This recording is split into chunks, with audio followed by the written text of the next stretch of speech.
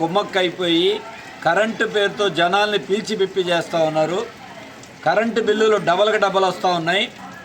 జగన్మోహన్ రెడ్డి గారు ప్రతిపక్షంలో ఉన్నప్పుడు చంద్రబాబు నాయుడు గారు బాధుడు అన్నారు. ఆయన బాధుడు పోయింది. ఇప్పుడు జగన్ గారు బాధుడు వచ్చింది. ఈ జగన్ గారు బాధుల్లో అసలు కంటే కొసర బిల్లులు ఎక్కువైపోయినాయి. ఏమంటే 500 రూపాయల బిల్లు వస్తే పైన ఇంకొక 500 రూపాయలు సర్దుబాటు ఛార్జీలని వేస్తున్నారు. వీటికి అంతు పొంతు లేకుండా పోయింది. ఇప్పుడు నెలవారీ పోని ఏదో ఒక రూపంలో బిల్లులు కడతా ఉంటే మళ్ళీ అదనపు డిపాజిట్లు కట్టాలి. మీ ఇంట్లో ఫ్యాన్లు ఎక్కువ ఉన్నాయి, లైట్లు ఎక్కువ ఉన్నాయి, లేకపోతే మీ ఇంట్లో ఫ్రిడ్జ్ ఉంది అని 4000 రూపాయలు అదనపు సెక్యూరిటీ డిపాజిట్ కట్టమని 3 రోజుల క్రితం చెప్పారు. నోటీసులు ఇవ్వలేదు. ఇప్పుడు వచ్చి ఫీజులు పీకేస్తూ ఉన్నారు. అంటే ఎన్నికల సందర్భంలో ప్రభుత్వం ఇక దిగిపోయేలోపు జనాన్ని ఇక మిగిలింది కూడా పీక్కు తినటం కోసమే ఇటువంటి కుట్రలు పడుతున్నారు.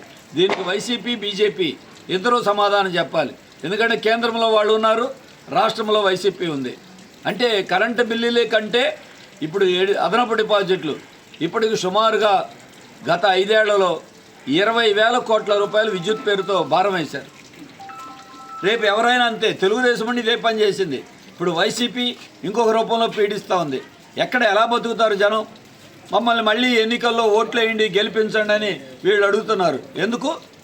కరెంటు బిల్లులు పెంచినందుకు ఓటేయాలా? అదనపు డిపాజిట్లు వసూలు చేసేందుకు ఓటేయాలా? ఇప్పుడు హనుమంతరావు అనేటువంటి ఆటో కార్మికుడి ఇంట్లో వచ్చి ఫీజులు పీకేయటానికి వచ్చారు. పనులు చేయటానికైతే రారు. చెత్త పన్ను కట్టకపోతే మీ పెన్షన్ రద్దు చేస్తామని బెదిరిస్తారు. ఈ డిపాజిట్ కరెంటు కట్టకపోతే ఇప్పుడు బెదిరించడం కాదు, ఫీజులే పీకేయటానికి. అంటే ఫీజులు పీకేస్తే ఇంట్లో కరెంట్ లేకపోతే ఎట్లయినా తీసుకొచ్చి కడతారని. ఏంటి దౌర్జన్యం గవర్నమెంట్? అందుకే దీన్ని ఈ అదనపు డిపాజిట్లు రద్దు చేయాలి, ఆపాలి. లేకపోతే మాత్రం ఊరికినది లేదు. అందుకే సిపిఎం తరఫున ప్రజలకు అండగా నిలబడతాం. ఈ కరెంటు ఛార్జీల మీద అటు బీజేపీ మీద, బీజేపీతో జతకట్టిన తెలుగుదేశం మీద, వైసీపీ మీద పోరాడతాం.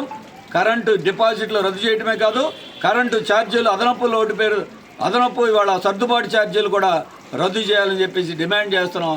ఈ దౌర్జన్యాలు ఆపాలి. దీనికి వైసీపీ ప్రభుత్వమే బాధ్యత వహించాలని చెప్పి మేము డిమాండ్ చేస్తాం. నా పేరు హనుమంతరావు. సింగినగర్లోని పాయకాపురం శాంతినగర్ ఏరియాలో జీవనం సాగిస్తూ ఉంటున్నాను. నేను ఆటో కార్మికునిగా విజయవాడ సిటీలో సర్వీస్ చేసుకుంటూ బతుకుతూ ఉంటాను. 3 రోజుల క్రితం ఎలక్ట్రిసిటీ డిపార్ట్మెంట్ వాళ్ళు వచ్చి మేము ఎవరైనా లైన్ టైంలో ఆడవాళ్ళు ఉన్నప్పుడు మీకు అదనపు ఛార్జీలు 4,000 రూపాయలు కట్టాలని చెప్పేసి వెళ్ళిపోయారు. ఈలోపు మళ్ళీ 3 రోజుల తర్వాత ఇవాళ వచ్చేసి మేము ఎవరు లేకపోయినా ఆడవాళ్ళు ఉన్నప్పుడు వచ్చి దౌర్జన్యంగా ఫీజు పీక్కి వెళ్ళిపోతామని చెప్పేసి దౌర్జన్యం చేయడం జరిగింది. ఎలక్ట్రిసిటీ డిపార్ట్మెంట్ వాళ్ళు దౌర్జన్యం చేస్తున్నారు. ఇది ఎంతవరకు కరెక్ట్? ప్రభుత్వం ఆలోచనలు చేయాలి. ఇప్పటికే మాకు కిరాయి లేక అనేక రకమైన ఇబ్బందులు పడతా జీవనం సాగించడం చాలా కష్టంగా ఉంది. దానికి తోడు ఇప్పుడు ఈ 4,000 రూపాయలు కట్టాలని చెప్పడం చాలా భారంగా ఉంటుంది. కనీసం మాకు ఎటువంటి నోటీసు కూడా ఇవ్వకుండా ఈ రకమైన చర్యలు తీసుకోవటం ప్రభుత్వానికి సరైన పద్ధతి కాదు. ఇకనైనా ఆలోచించి మా ఆటో కార్మికులే కాదు, మేము బతికేదే ఏ రోజుకి ఆ రోజు తెచ్చుకొని బతుకుతూ ఉంటాము. ఇది ఆలోచనలో చేసుకొని మీరు ప్రభుత్వం వారి సరైన నిర్ణయం తీసుకొని ఈ 4,000 రూపాయలు కట్టాలనేది కూడా ఉపసంహరించుకోవాలి. లేదనుకుంటే కనుక ఈ 4,000 కడతమే చాలా కష్టంగా ఉంది. కాబట్టి మీరు 4,000 రూపాయలు రద్దు చేయాలని చెప్పి మేము కోరుకుంటున్నాం.